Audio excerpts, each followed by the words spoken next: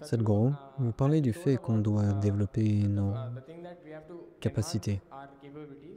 Chaque fois que je lis des textes sur les grands hommes de l'Inde, je remarque toujours qu'ils ont renoncé à toute leur famille et à leur vie pour atteindre cette perfection.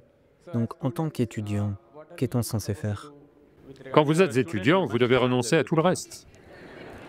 C'est ça que vous êtes censé faire. Quoi qu'il en soit, ce n'est pas de la renonciation, c'est une méprise absolue. Maintenant, vous savez, c'est comme, je retourne quelque part où je retrouve mes amis de l'université et du lycée, et ils sont un peu déstabilisés avec moi. Moi, je suis avec eux comme je l'étais à l'époque. Rien n'a changé chez moi. Mais eux sont un peu... Certains ont assez bien réussi, très bien réussi pour beaucoup. D'autres ont raisonnablement réussi, n'importe. Les échecs, si tu ne les vois plus, tu ne sais pas où ils sont passés. Donc, c'est plus facile de tracer les gens qui ont réussi dans le monde, vous savez. Les autres, tu perds le contact. Donc, même les gens qui ont bien réussi dans leur vie, ils sont un peu déstabilisés par ma présence, parce qu'ils ont tellement entendu parler de moi ces jours-ci, et ça les rend nerveux, et ils sortent leurs cigarettes et... Est-ce que je peux fumer? Je dis, tu fumes si tu veux. Puis ils disent non, et ils l'arrangent. Tu ne fumes pas du tout? Je dis, non, parce que, vous savez, ces jours-ci, on essaie même de fabriquer des voitures qui ne fument pas. Pourquoi est-ce que moi, je fumerais? Je ne fume pas, je suis une machine écologique. Tu ne bois pas non plus? Non, parce que je suis toujours... Regarde mes yeux, je suis toujours stone. Quel besoin de boire?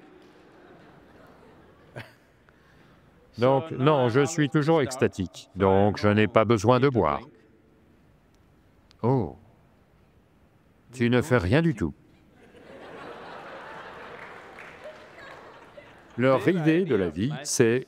Leur idée de la vie, après avoir réussi, leur idée de la vie s'est réduite à ça, que s'ils fument 10 cigarettes par jour et qu'ils prennent un verre le soir, ils ont réussi. Autrement, de toute façon, ils n'arrivent pas à dormir. Ok? Autrement, de toute façon, ils n'arrivent pas à dormir.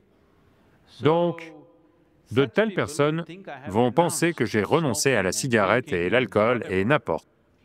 Non, ce n'est pas une renonciation, c'est juste que si tu choisis quelque chose de plus élevé, voyez en ce moment, il y a quelqu'un dans la rue, des garçons de votre âge qui traînent, ils ne sont pas allés à l'IIT, ils ne sont allés à aucune université. Ils vous regardent et pensent que vous avez renoncé, parce que jour et nuit, vous êtes dans les livres à étudier. Eux, ils s'amusent au coin de la rue. À leurs yeux, dans leur perception, vous avez renoncé à tout. C'est le cas, à vrai dire. Eux vont au cinéma tous les jours, ils draguent toutes vos filles qui passent dans la rue, ils fument, ils boivent, ils font ce qu'ils veulent de leur vie à votre âge.